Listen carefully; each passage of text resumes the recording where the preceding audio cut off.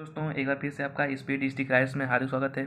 दोस्तों आज की वीडियो बहुत ही ज़्यादा मज़ेदार होने वाली है, क्योंकि इस वीडियो में हम आप लोग के लिए क्या हैं इतिहास के 20 ऐसे मोस्ट इम्पॉर्टेंट क्वेश्चन जो आपको ऑप्शनल में हमेशा देखने को मिलते हैं।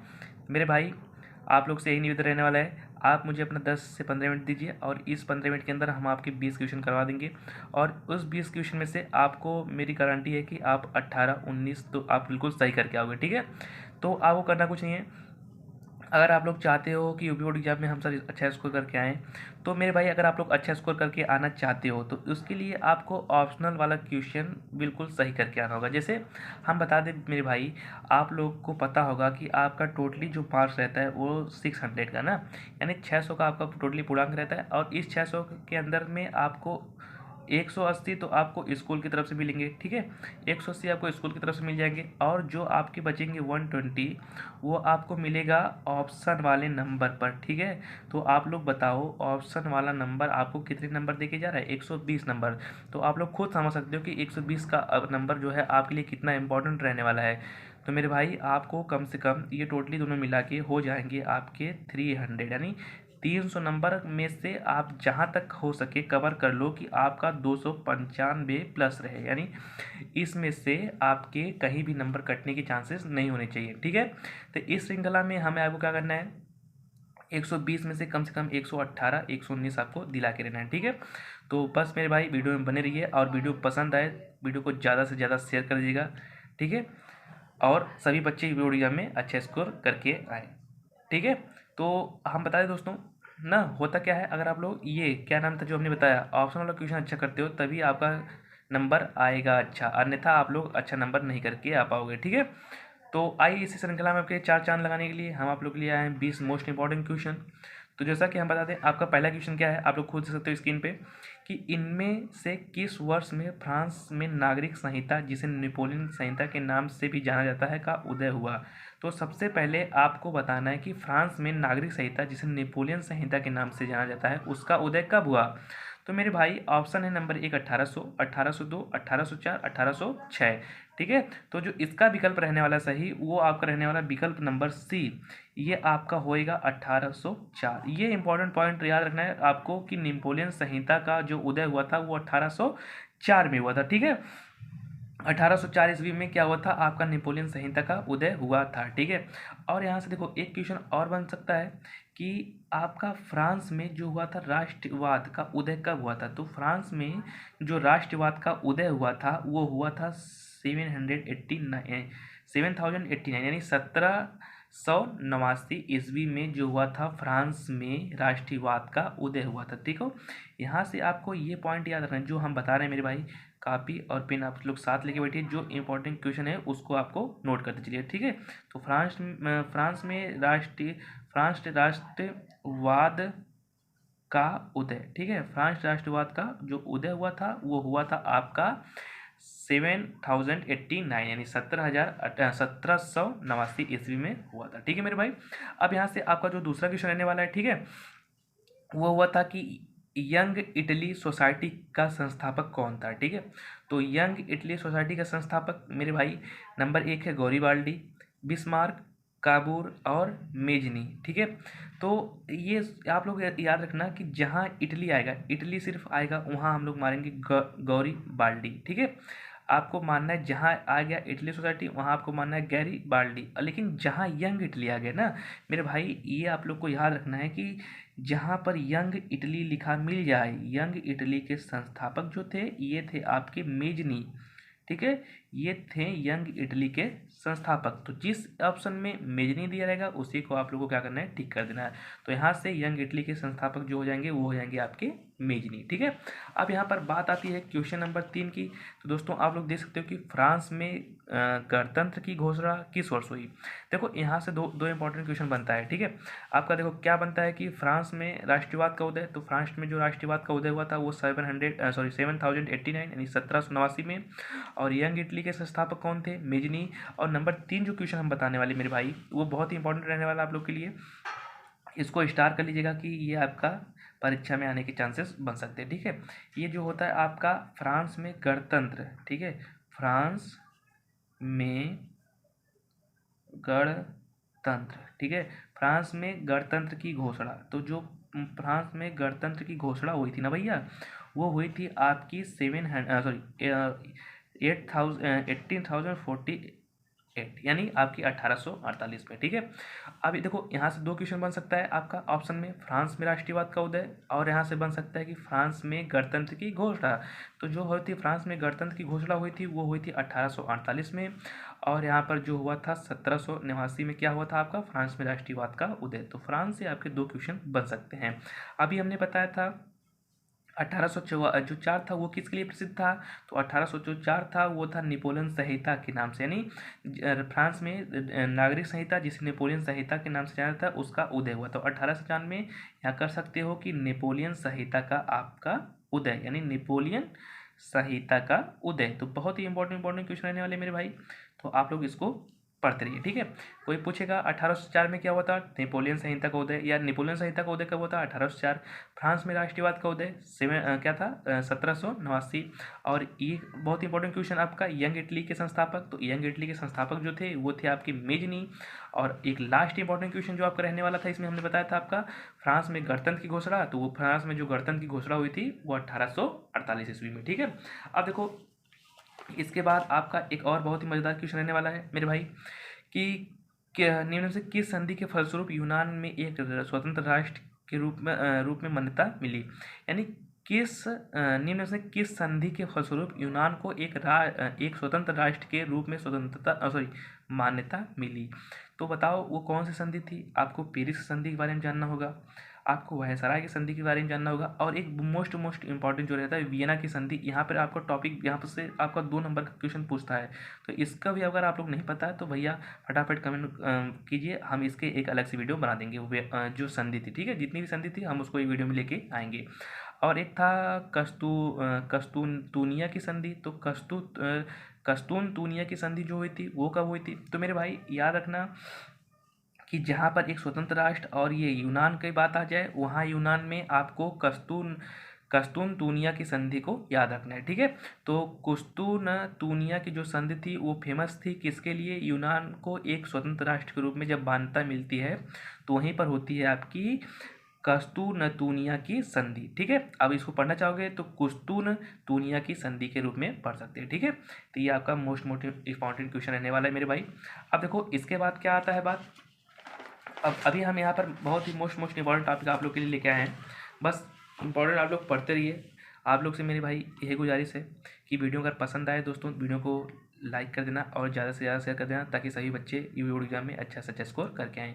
देखो मेरा सिद्धांत यही रहने वाला है कि हम अपने दोस्तों जितने भी भाई बहन जो मुझसे जुड़े हैं, हम उनको बेस्ट से बेस्ट देना चाहते हैं ताकि वो बोर्ड एग्जाम में अच्छा स्कोर करके आएँ। ठीक है, ताकि उनका भी जो है लाइफ में चल के आगे वो कुछ कर सके। ठीक है, तो मेरा सिद्धांत यही रहने वाला है, जितने भी मेरे प्यारे भाई बहन हैं जो आगे चल के नंबर से क्या होते हैं, कुछ नंबर की वजह से उनका जो होता है किसी सिलेक्शन रुक जाता है या किसी और परिमाण में उनकी दिक्कत आती है, तो मेरे भाई हम उसी को दूर करना चाहते हैं ताकि उनको आगे चल के किसी प्रकार का कोई कष्ट ना हो। ठीक है, तो मेरे भाई हम बता दें, अगर इस श्रृंखला में आप लोग 4 चांद लगाना चाहते हो तो वीडियो को ज़्यादा से ज़्यादा शेयर कर देना, और वीडियो पसंद आए दोस्तों वीडियो को लाइक कर देना। ठीक है, अब देखो बहुत ही मज़ेदार क्वेश्चन, ये तो आपको इंपॉर्टेंट कर लेना है, नोट में स्टार करके इसको उतार लेना है आपको, कि जब फ्रांस छींकता है तो बाकी यूरोप को सर्दी जुकाम हो जाता है। तो जब फ्रांस छींकता है, अभी हमने फ्रांस से इंपॉर्टेंट क्वेश्चन बनाया 1804, 1789 और 1848, सबको याद रखना है। ठीक है आपको, अब देखो अब ये कौन सा देश है जब फ्रांस छींकता है तो सभी यूरोप को सर्दी जुकाम हो जाता है, ये कथन किसका है, ये कथन जो था आपका मैटरनिक ने दिया था। मैटरनिक ने क्या कहा था कि जब फ्रांस छींकता है तो बाकी यूरोप को क्या हो जाती है, सर्दी जुकाम हो जाता है। तो आपका जो ऑप्शन रहने वाला है वो जाएगा आपका मैटरनिक पर। तो आपको इसको क्या करना है, आपको यहाँ पर लिख देना है मैटरनिक लिखने के बाद इन्होंने जो कथन दिया है, कथन क्या दिया था कि जब फ्रांस छींकता है तो यूरोप को क्या हो जाती है, सर्दी हो जाती है, और इसी को किसने दिया था, मैटरनिक। इसको आपको याद रखना है। ठीक है, अब देखो यहाँ पर बात आती है, अभी हमने बताया था कि फ्रांस की क्रांतिकारी हुई या फ्रांस के क्रांति का प्रारंभ किस वर्ष हुआ? तो मेरे भाई अभी हमने आपको बताया था 1789, जिस विकल्प में रहेगा वही आपको मार देना है।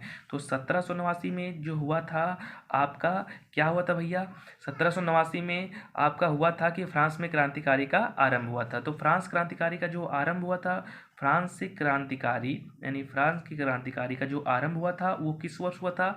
1789। और एक ही चीज़ यहाँ से याद रखना है कि 1848 में जो फ्रांस को एक गणतंत्र राज्य की सदस्यता मिली थी या घोषणा हुई थी, वो कब हुई थी? 1848 में। ठीक है, अब यहाँ पर रहने वाला है बहुत ही मज़ेदार क्वेश्चन आपके सामने लेके आए हैं एक और, यहाँ से कि राष्ट्रवाद का प्रारंभ जिस देश से हुआ वो है, या तो इस रूप में पूछ सकता है या ऐसे पूछ सकता है कि राष्ट्रवाद का प्रारंभ सर्वप्रथम किस देश में हुआ।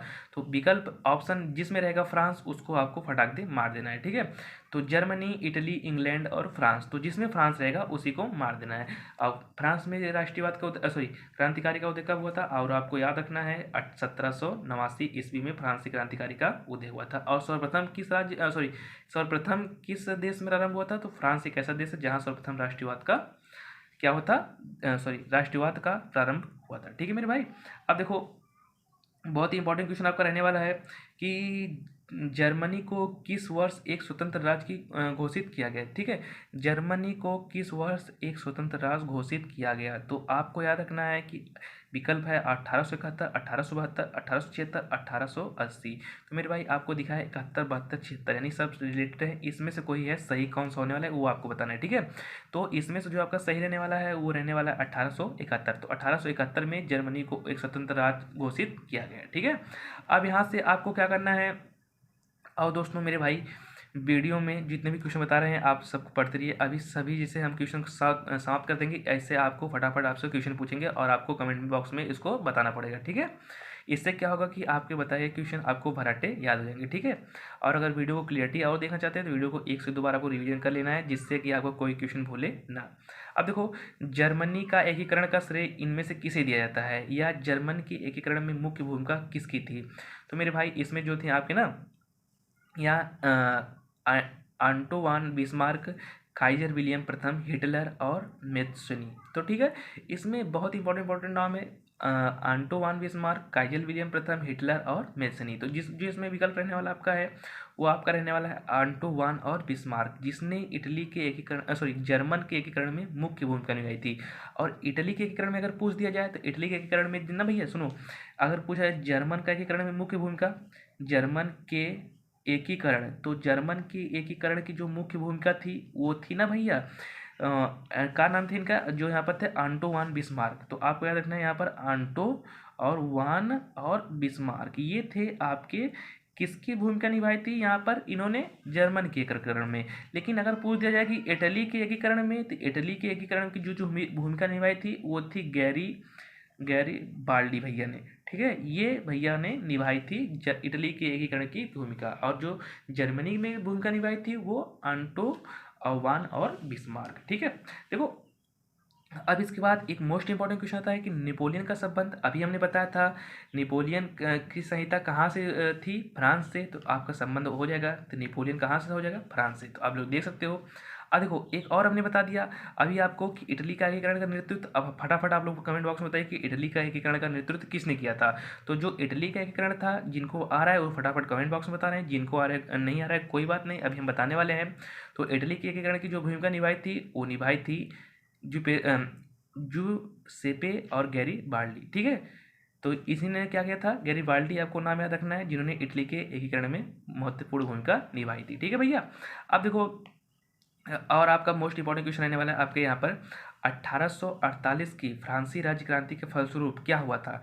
निरंकुश राजतंत्र की स्थापना, सीमित राजतंत्र की स्थापना और सैन्य राजतंत्र की स्थापना और गणतंत्र की स्थापना। तो हमने बताया था कि 1848 में क्या हुआ था? फ्रांस को गणतंत्र राज्य घोषित कर दिया गया। तो 1848 के बाद जो फ्रांस था उसको क्या कहते थे? गणतंत्र राज्य की स्थापना दी गई। ठीक है, बहुत ही इंपॉर्टेंट क्वेश्चन है, आपको फ्रांस इटली इसको याद रखना है, नहीं तो आपका अन्यथा नंबर कटने वाले हैं। तो मेरे भाई अगर आप लोग चाहते हो कि आपके नंबर ना कटें तो इसलिए आपको ये मोस्ट इंपॉर्टेंट क्वेश्चन आपको याद रखना है। ठीक है, अब देखो क्या नाम था जर्मन के संस्कृत में ओगजिस्ट का आशय, नहीं जर्मन के संस्कृत में ओगजिस्ट का आशय क्या है, तो ओगजिस्ट जो है संविधान है, संसद है, आम जनता है, राष्ट्र है। तो ओगजिस्ट जो है वो जर्मन का एक राष्ट्र है। ठीक है, अब देखो, अब यहाँ से आपका यहाँ पर रहने वाला संसदीय प्रजातंत्र की स्थापना किस देश में प्रारंभ हुई।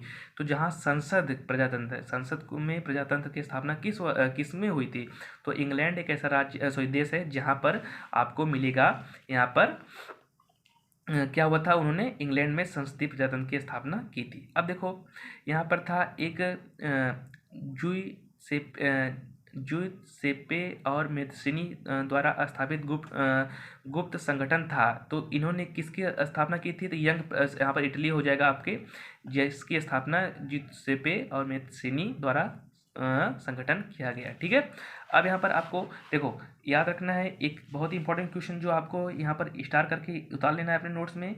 इन्होंने जूसेप्पे और मेदिनी, ठीक है, जूसेप्पे मेदिनी ने यहाँ पर यंग इटली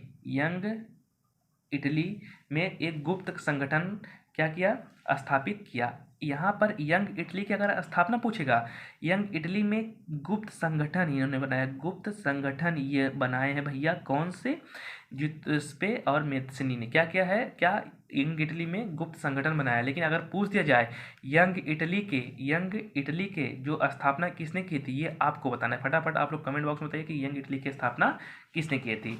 अब देखो भैया आपका यहाँ पर रहने वाला है बहुत ही मज़ेदार क्वेश्चन, नेपोलियन की पराजय कब हुई थी। तो नेपोलियन किस राज्य का था, आप लोग को पता है, फ्रांस में, और इसकी पराजय कब हुई थी। तो यहाँ पर आपका क्वेश्चन है 1814, 1815, 1816, 1817। तो 1815 जो विकल्प है उसमें हुई थी आपकी किसकी पराजय, नेपोलियन की पराजय हुई थी। ठीक है, अब यहाँ पर अभी हमने बताया कि आंटोवान और बिस्मार्क किस देश से संबंध रखता है, तो ये अभी हमने आपको बता के जा रहा है, और इससे आप लोग फटाफट कमेंट बॉक्स में बताइए कि इसका आंसर क्या होने वाला है। तो आंटोवान और बिस्मार्क जो था वो फ्रांस का क्या था, सॉरी जर्मन से क्या था, ताल्लुक रखता था। ठीक है, अभी यहाँ पर आप लोग देख सकते हो, यहाँ पर हमने बताया है आपको आंटोवान और बिस्मार्क जो थे जर्मनी के एकीकरण में मुख्य भूमिका निभाई थी। ठीक है, अब देखो दो क्वेश्चन और आपके बचे हैं यहाँ पर, इसको भी आप लोग पढ़ लीजिएगा कि निम्नलिखित में किससे 1871 में जर्मनी का प्रथम सम्राट घोषित किया गया। तो 1871 में जर्मनी का जो प्रथम सम्राट था वो विलियम प्रथम था। ठीक है, और 1789 में फ्रांस का किस प्रकार का राज्य था, तो हमने बताया था एक सीमित राज्य तंत्र था। देखो याद रखना है आपको, यहाँ पर देखो एक क्वेश्चन आपको नोट में याद रख लेना है कि क्या याद रखना है कि 1871 में जर्मनी का प्रथम सम्राट, ठीक है, जर्मन का प्रथम सम्राट, ठीक है, सम्राट कौन था। तो यहाँ पर आपको याद रखना है कि इसका जो सम्राट था वो था विलियम प्रथम। ठीक है, ये आपके मोस्ट इंपॉर्टेंट क्वेश्चन रहने वाले हैं। मैटरनिक क्या था, इन्होंने कहा था कि जब क्या होता है फ्रांस ठीकता है तो सारी रोग को सर्दी जुकाम हो जाता है। 1789 में क्या होता है, फ्रांस के क्रांतिकारी का उदय। 1848 में क्या हुआ था, फ्रांस को राजतंत्र की घोषणा की गई थी। फिर जर्मनी का एकीकरण में कौन सी मुख्य भूमिका किन्होंने निभाया था, एंटोनी बिस्मार्क ने। इटली के एकीकरण में किसने भूमिका निभाई थी, गैरीबाल्डी ने। और जिसपे मेदिनी ने क्या किया था, यंग इटली में गुप्त संगठन की स्थापना की थी। और 1871 में जर्मन के प्रथम सम्राट कौन थे, विलियम प्रथम। मोस्ट इंपॉर्टेंट क्वेश्चन जो हम आप लोग के लिए लेके आए हैं। और आप लोगों को क्या करना है दोस्तों, इस क्वेश्चन को 1 से 2 बार रिवीजन कर लेना है और अपने दोस्तों को ज़्यादा से ज़्यादा शेयर कर देना ताकि वो बोर्ड एग्जाम में अच्छा से अच्छा स्कोर करके आए। ठीक है, और इस श्रृंखला में दोस्तों ये आपका पार्ट 1 देखने को मिल जाएगा। अभी हम यहाँ पर आपका सामाजिक विज्ञान में जो आपका इतिहास, भूगोल और नागरिक शास्त्र तीनों से हम यहाँ पर जो मोस्ट इंपॉर्टेंट क्वेश्चन बन जाएंगे हम उनको लेके आते रहेंगे। ठीक है दोस्तों, बस आपको क्या करना है, वीडियो को ज़्यादा से ज़्यादा शेयर कर देना है। ठीक है दोस्तों, और दोस्तों वीडियो पसंद है तो वीडियो को लाइक कर देना और चैनल को सब्सक्राइब कर देना। मिलते हैं नेक्स्ट वीडियो में, तब तक के लिए आपका बहुत बहुत धन्यवाद।